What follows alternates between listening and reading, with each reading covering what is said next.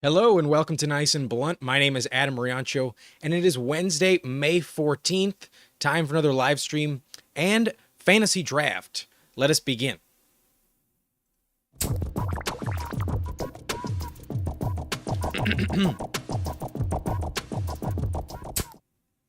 All right, here we are on Underdog. We're only doing one draft today. I do not have all the time this afternoon. I got a tea time at 6, and I want to make that. So we're only doing one draft. If you want to join me, it will be a $5 puppy, 20-second pick clock. I'm on roughly a 8-second delay. So if you want to hop in, if you want to join me, hit that button right now, and I will hit it in 3, 2, 1. Vámonos. There is one spot left. We are waiting for one person, and now it is full. Show me what pick we have. We have pick 6. So another draft in the middle here. And if you are with me, let me know. It looks like Fantasy Dog, who's the number 2 like on this video, may be in at pick 3. I believe that's you in at pick 3. Let me know if that is. If not, there's another Fantasy Dog who is stealing your identity.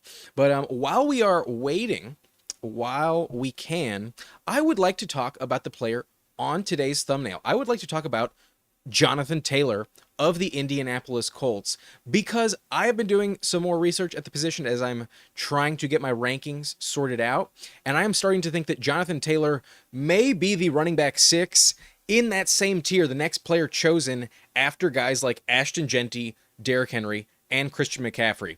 We all know Jonathan Taylor is prolific. He was the number 1 running back in fantasy early on in his career.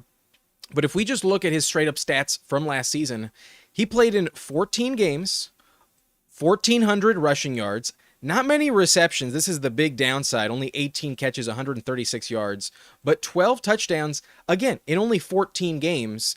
And that is 1,570 yards roughly in only 15 games with 12 touchdowns. That is very effective in fantasy football.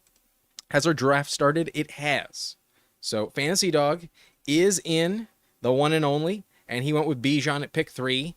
And at pick 6, I think I'm going to go with wide receiver because I'm probably going to target Taylor on the way back around. So let's start this draft off with a little bit of variance. I will go wide receiver and then maybe take Jonathan Taylor a little bit early. We could go Bijan, very tempting. I'm not going to do that. I will go Puka Nacua. Puka, Malik Neighbors, and St. Brown are all kind of in a similar tier to me. We will go Puka today on the stream. But back to Jonathan Taylor real quick. This was his season last year, and if you notice, he missed 3 games, and this injury was very, very important. Let's scroll back to Player Profiler and scroll down to where we get his injury history.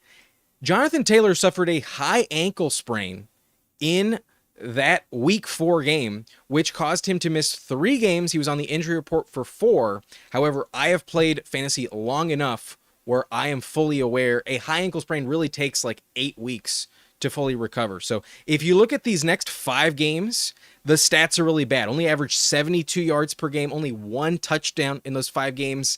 And then his work in the passing game was pretty much irrelevant.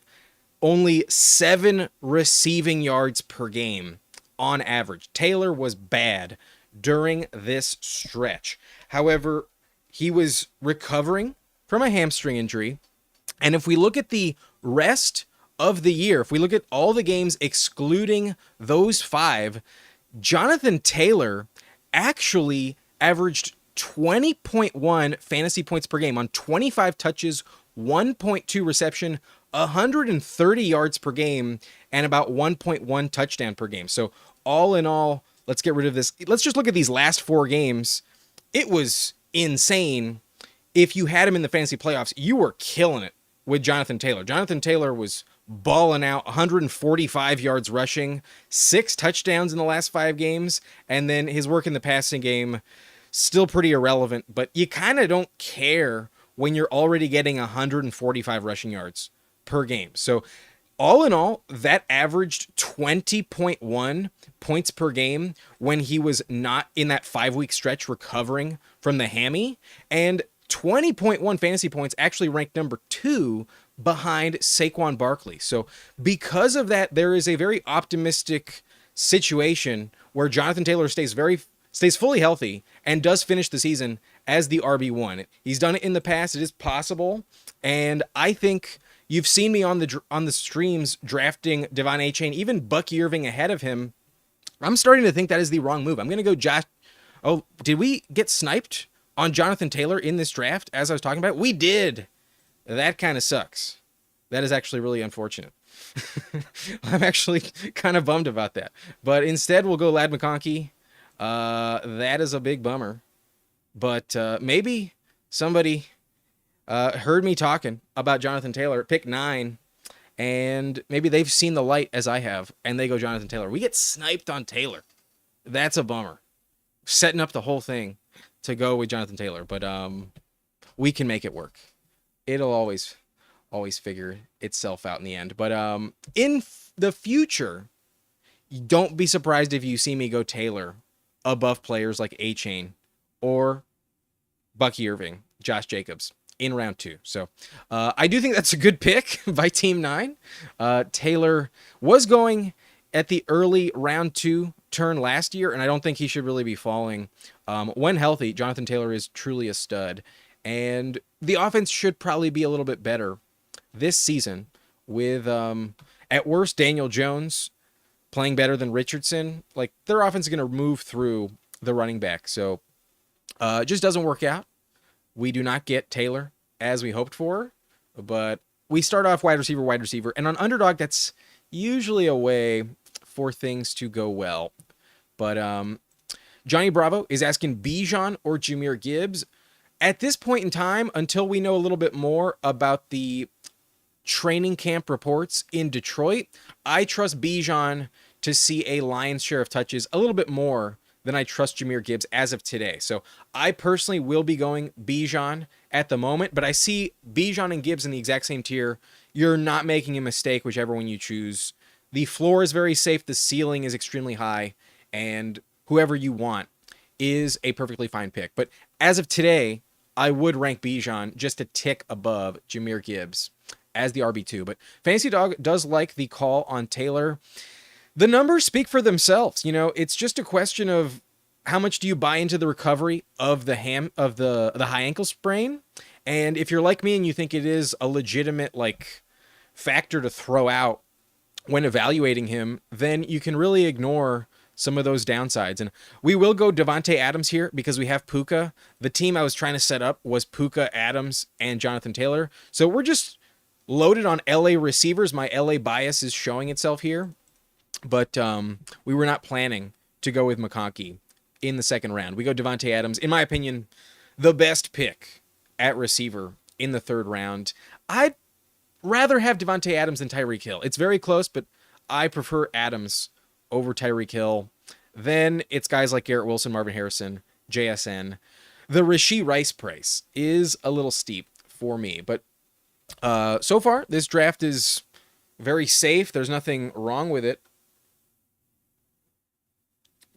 You're never going to regret 3 receivers out the gate on Underdog, where you have to start 3 in your weekly lineup. So we're not the only team to do that. Team 8 as well went Malik Neighbors, AJ Brown, JSN.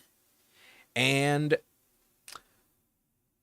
we're kind of in a good spot at the position so far. We'll see what we go with as this draft trickles through. But Fantasy Dog in here at pick 3 goes Bijan, Terry, and Tyreek Hill.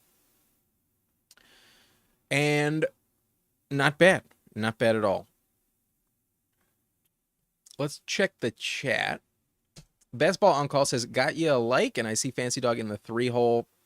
Fantasy Dog has been on the channel with me dating back to last summer. I'm pretty sure, Fantasy Dog, you've been with the channel and the audience since July last year, maybe even a little bit before that. And Fantasy Dog does make some appearances in these drafts. But Dev, good to see you, man. You've drafted with us before.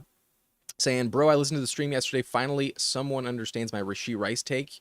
You were so on point. Rashee Rice probably is not going to be the same caliber player coming off that injury. But I also kind of don't understand the Travis Hunter price. I would rather stick with someone I know has performed well. And while I could have gone Hampton there with that Chargers combo, I am just going to start loading up on receivers here and opens up the door for a Jalen Hurts stack in the next round. So if Hurts is available with our next pick, that is clearly the direction we're going. And it prevents a different team, other than the Saquon team at number 2, to be incentivized on sniping us on Jalen Hurts. Even if we get sniped, it's not the end of the world. I would rather have Devontae Smith, Jalen Hurts than Omarion Hampton and, I don't know, Calvin Ridley. That'd probably be the receiver I'd be targeting in round 5 to swap. So that's the strategy we go with here. I love Devontae Smith in the 4th round. I think it's a very safe pick.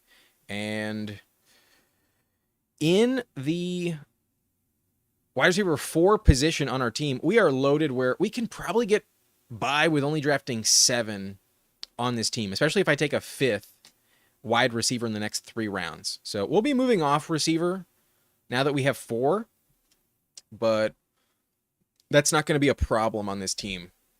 That's for sure. But Fantasy Dog goes Joe Mixon over Hampton. I understand. We've at least seen Mixon play very well.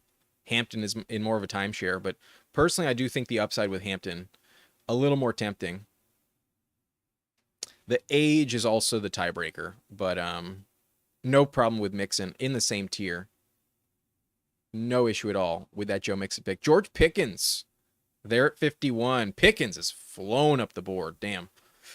Hampton there at 52. I would have been very tempted to grab Hampton at pick 54. But if this team does not snipe us, we will be going Jalen Hurts. It looks like it works out. Yep, that is the pick.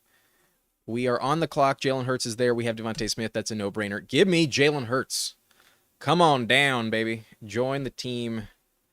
And maybe we push a 0 RB build. We'll see what happens in the next round or 2. But so far, I have no regrets passing on running back through the first 5 rounds. 4 straight receivers, Jalen Hurts, and plenty of depth to still figure things out. But George Kittle falls to pick 56. I think Kittle's a great pick.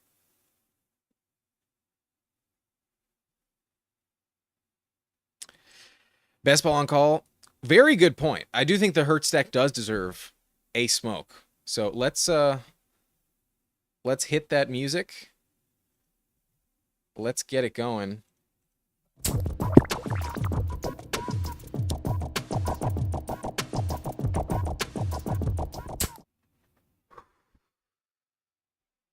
There it is. Is my team looking good, or am I looking good with the fresh haircut today? To bring in the new time of year as the channel is about to advance into its next stage of the season, of the off season, more videos getting made. Needed a fresh haircut, but I do think the team is looking phenomenal as well.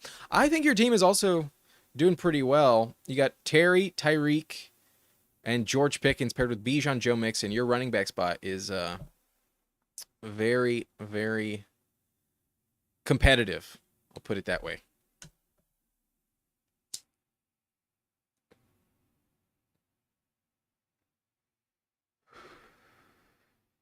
Oh, shit.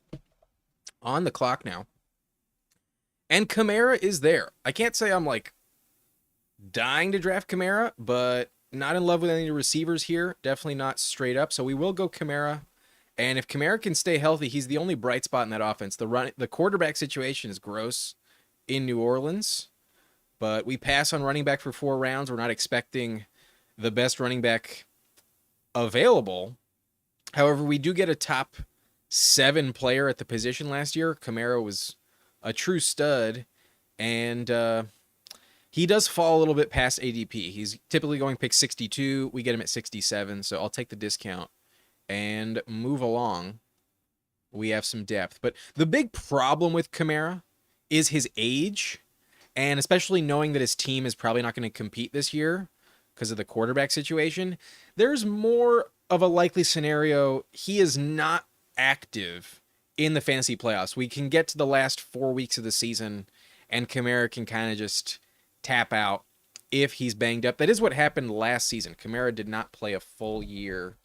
And while he was insane in the regular season, he definitely helped get you to the playoffs. He was a bit of a no-show when the money was on the line. He missed week 16, week 17, week 18. If that repeats, we are in a bad spot. However, yes, this is a good thing to bring up in relation to Alvin Kamara. He is a significant trade candidate. There's a lot of rumors about like Travis Etienne being traded or, running backs on crowded rosters getting traded. I think if you're going to trade for running back, if you're willing to actually pay up with some draft capital and spend on that position, why not get a stud like Kamara? Like, hypothetically, what if we get to week 6 and the Broncos are looking really good and RJ Harvey goes down? I don't want that to happen, but what if it does? Would the Broncos just trade for Kamara? I could definitely see that as a possibility. That would be an ideal landing spot. We're going to go Quinshon Judkins, another running back falling here. 8 picks, so good value. And to counterbalance the age concerns of Kamara, let's go with a rookie who is very likely to stay healthy. Keep in mind, if this was last year's running back class, just rewind a year ago, Quinshon Judkins would have been drafted above Jonathan Brooks. Quinshon Judkins would have been the best running back in last year's class. So just because he goes, I believe, 3rd off the board this season, top of the 2nd round, doesn't mean he's a very good player. And the only concern is that Browns offense is pretty bad. So our running backs are not linked up to good quarterbacks. That is the risk. But at the same time, their offenses are going to be that much incentivized to just hand the ball off to the running back position. Expect a lot of checkdowns for Judkins as well. We know Kamara is a PPR stud. This combo of Kamara and Judkins is not bad. We're loaded at receiver so far with Nacua, McConkey, Adams, and Devontae Smith. We are clearly set up for a Matthew Stafford stack, and with Jalen Hurts, we can probably call it a day with 2 QBs. So I think this is looking like a 7 receiver, 6 running back build most likely.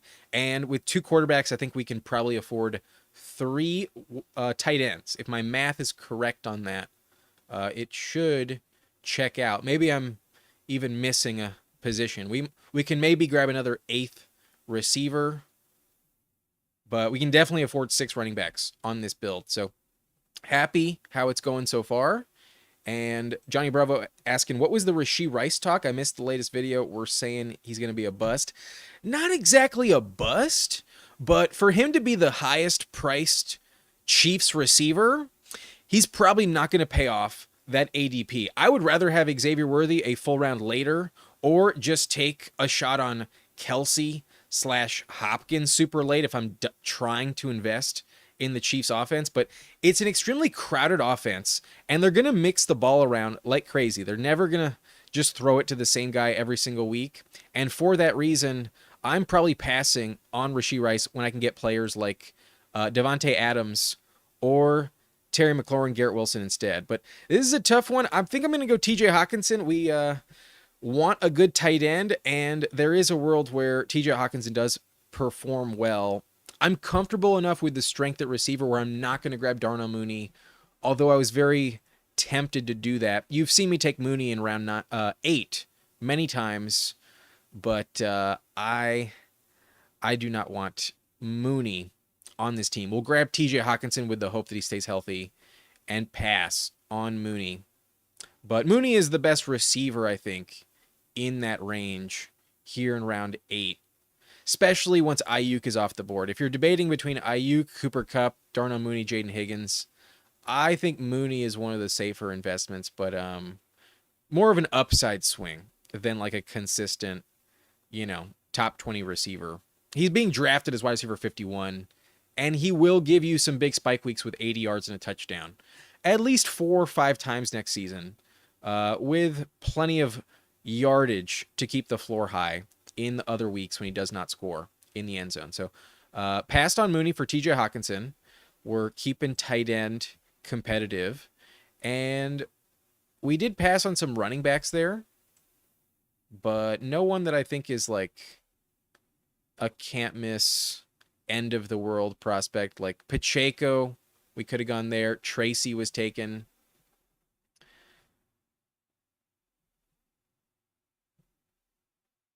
But here on the clock again, I should probably grab a running back, but not convinced that's what I want to do. I don't want to. So we'll take Michael Pittman.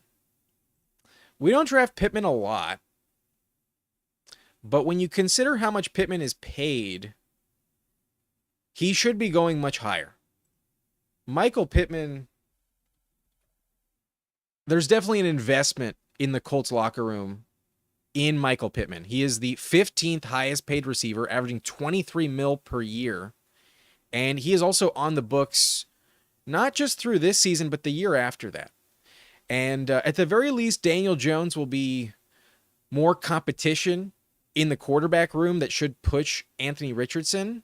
I am definitely worried that Tyler Warren screws this whole target share up and kind of really craters the value. But we have targeted Alec Pierce in later rounds, and based on what the organization probably wants to do, they would prefer if the receiver that they've invested $23 million into does put up the best stats next season. So we could have gone Mooney in the previous round, but I prefer the combo of TJ Hockenson, Michael Pittman, based on our team, than Darnell Mooney and Jordan Mason. Like, we got sniped on Scattaboo. We would have had to take Charbonnet or Jalen Warren. And I don't see a big difference between them and whoever's going to probably fall to me. I'd pick 115. Maybe nobody falls, but even if I'm stuck with Javonte Williams, I'll accept my fate. I won't be too upset with that. I'm comfortable enough to risk it. And we'll take a swing on Pittman. We don't need him to be, excellent. We already have 4 stud receivers in Puka, McConkey, Adams, and Smith. So if Pittman just reclaims some of his previous glory, then he should probably outperform wide receiver 52 next season on a per game basis. So Pittman, I think, is like a floor play at this ADP. There's not like insane upside, but it is possible. However, there's not much risk either. Unless he gets hurt, I think you're drafting Michael Pittman at his floor. 102 off the board. So we'll mix him in a little bit more. It's pick 115 and Trey Harris has fallen and we have Ladd McConkey. That is very, very tempting. And you know what? We mentioned just wanting 7 receivers on this team. Let's go Trey Harris. I didn't really want to, but we could have taken Harris with our last pick. He falls 15 spots overall. We have McConkey, so this is kind of like a counterbalance. If that Chargers offense flip-flops in the end zone every week, if McConkey blows up one game and then Harris the next, we do kind of cover some of our bases, but that may have been the wrong pick. Just because I've overloaded at receiver, at least we have one of every position. That may have been the wrong pick. We'll revisit this later on if it was incorrect, but we also do not have the Herbert stack available. He went pick 110. And that's probably a good thing, given I only have 2 running backs so far. I think that's probably going to keep me from making a big mistake. I was hoping Javonte Williams could kind of fall back. He does not. And so maybe this is actually a 7 receiver, 7 running back build as well. If I knew I could get such a discount on Trey Harris, I probably would not have taken Pittman. In hindsight, one of those picks was wrong, and it feels like Pittman was incorrect.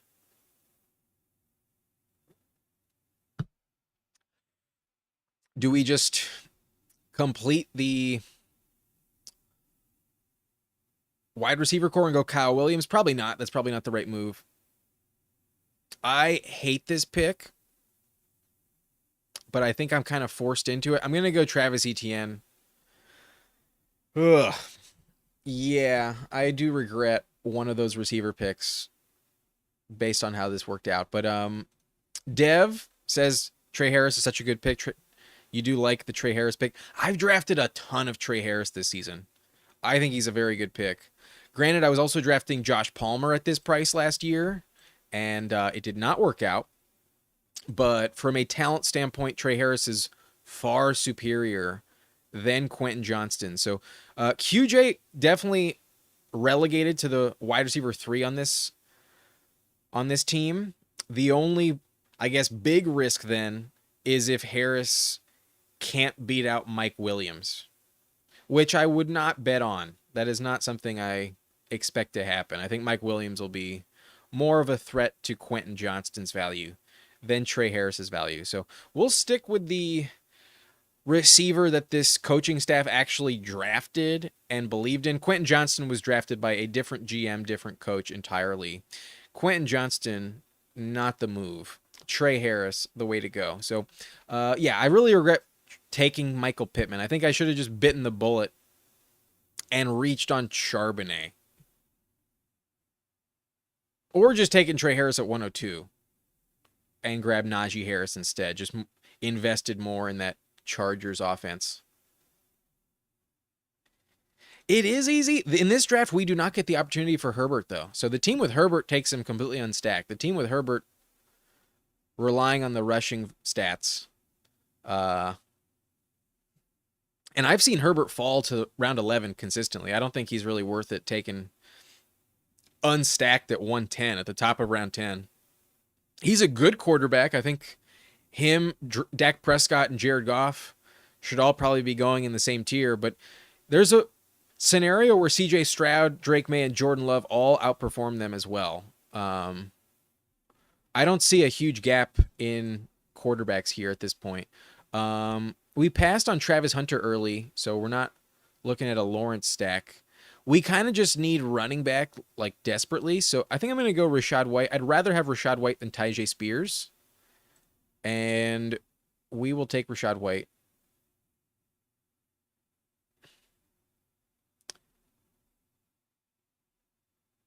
So far the team has Jalen Hurts stacked up with Devontae Smith. Running back is Alvin Kamara, Quinshon Judkins, Travis Etienne. Kind of hoping Etienne gets traded, but I kind of hate that pick. And Rachaad White. So I have a regrettable running back room. I think this is possibly going to require 7 players at the position. And with that in mind, we're going to fade it for a while and probably just shore up our tight end, shore up our wide receiver. We will be targeting Dallas Goedert for sure with the Jalen Hurts stack. Goddard is coming back to the Eagles this year. Agrees to a reworked contract. I don't see the details, so we'll pull up his over the cap page. How much is Goddard being paid? $10 million on a 1-year deal. Okay. Contract season. Goddard gets sniped. Of course he gets sniped. Am I going to have to go Kyle Pitts? Jesus. I don't want to do that. Oh, this draft started off so well. I think in the last 4 rounds, I made like some, maybe 2 key mistakes. Do I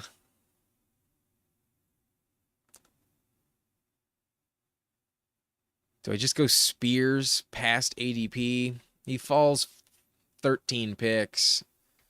Yeah, we'll just take Tyjae Spears. Okay, let's see where this went wrong because it started off so well.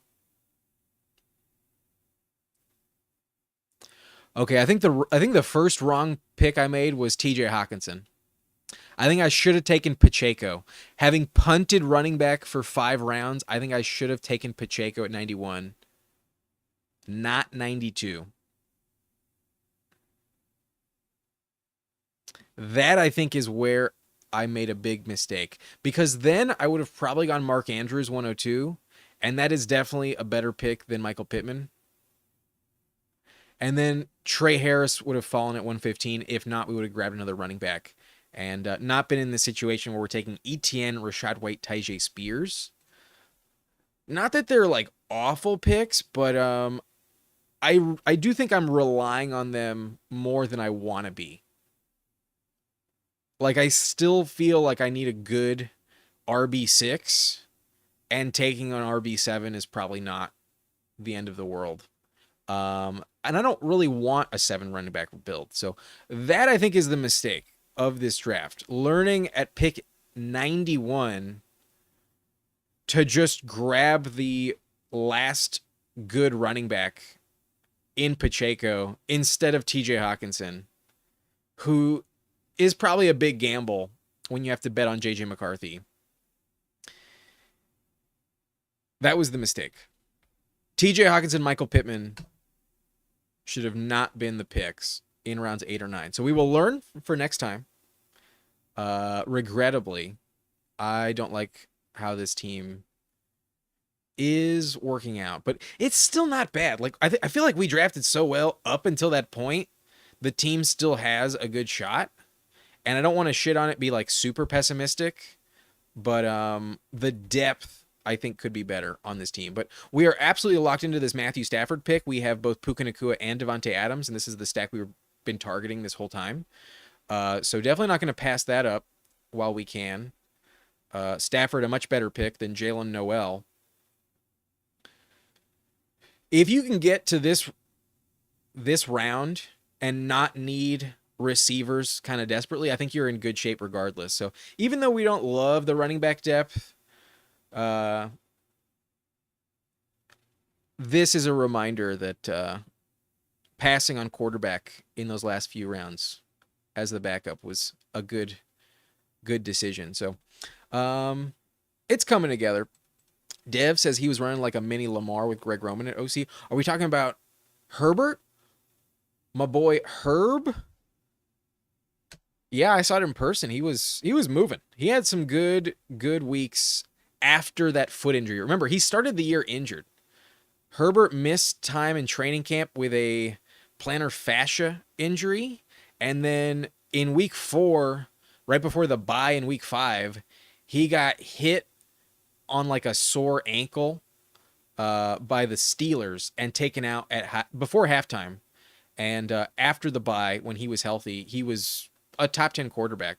Herbert was very productive once healthy. So year 2 in the system, another weapon in Trey Harris. Herbert's going to be a good pick.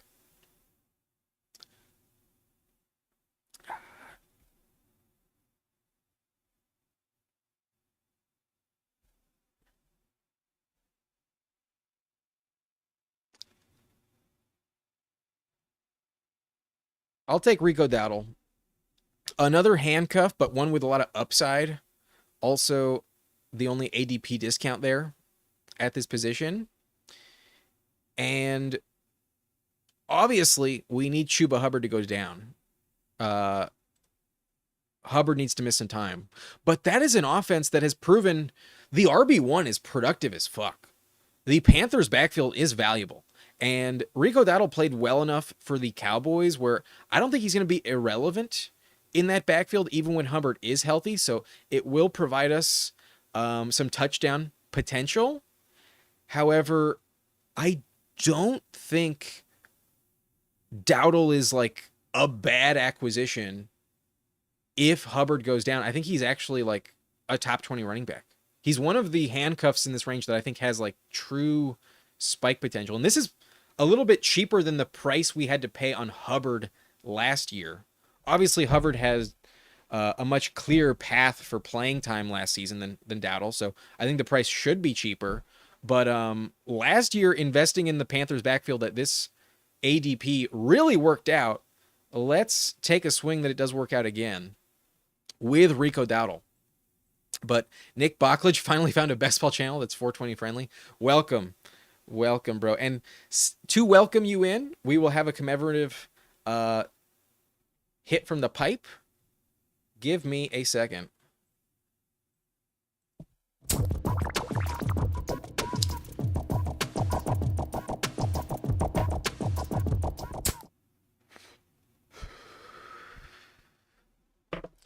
Welcome aboard, my friend. Welcome aboard.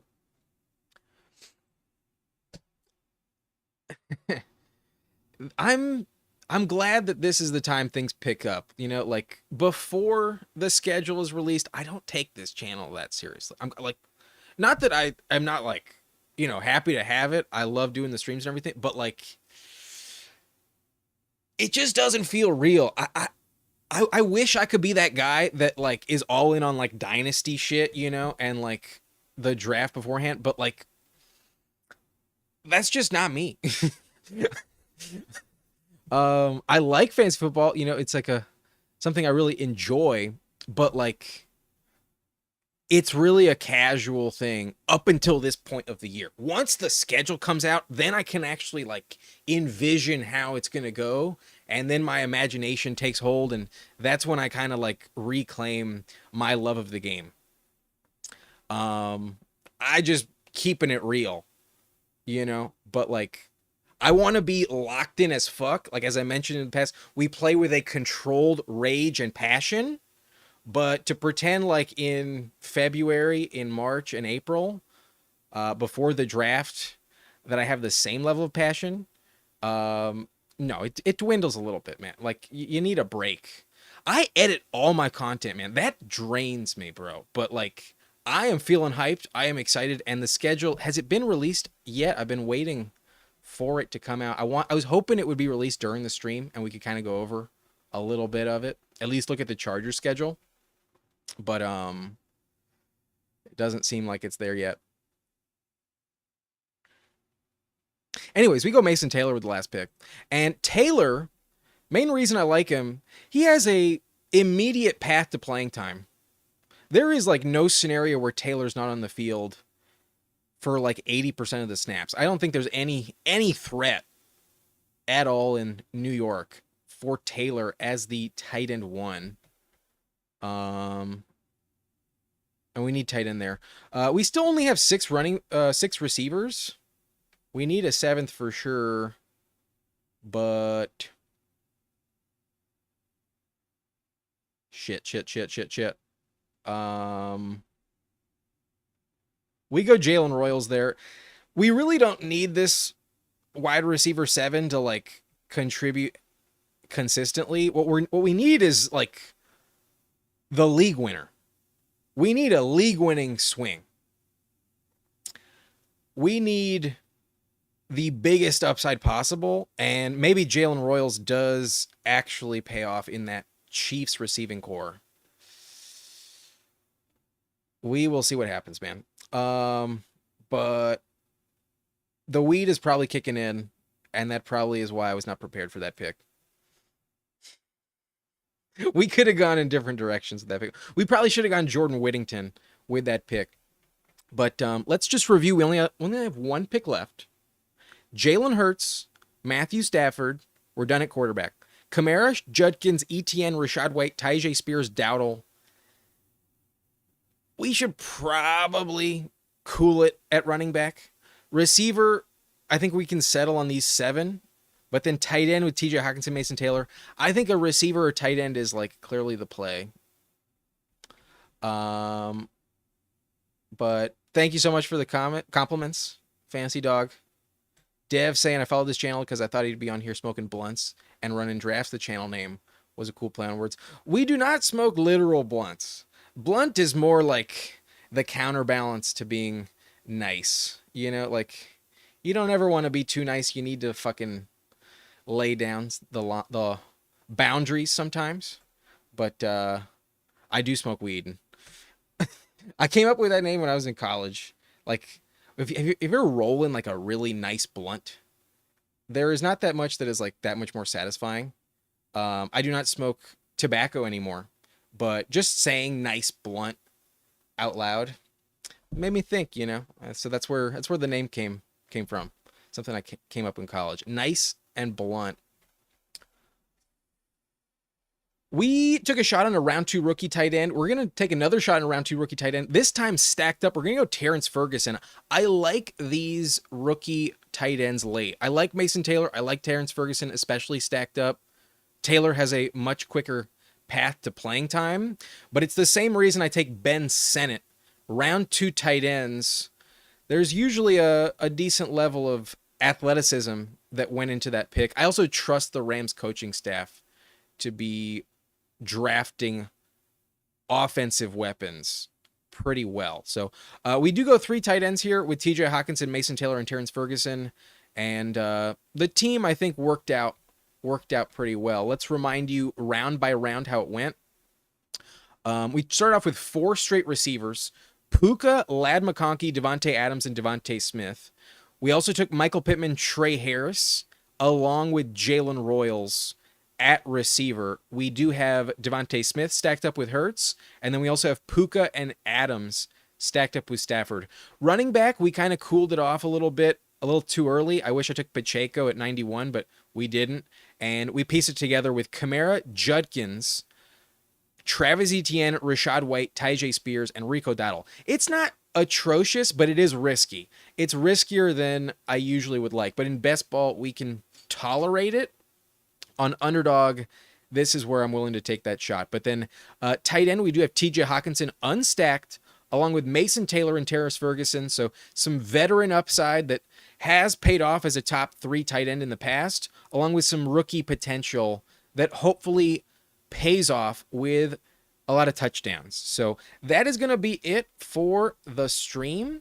That will be it for today. Not doing a second draft because I'm playing golf in an hour and 20 minutes, and I don't want to be stressed for time. With LA traffic, I want to play it safe. So I'm going to call it a stream for today, but subscribe if you have not done so already. I appreciate everyone that was in the chat with me today. Thank you all to all the new subscribers and all the old audience members. Appreciate you all as much as the other one, but thank you so much for being here. Really, really excited for the off season and the regular season. Take care, everyone, and have fun as well. Bye-bye. I'll try. Hopefully the greens aren't punched. Peace out, everyone.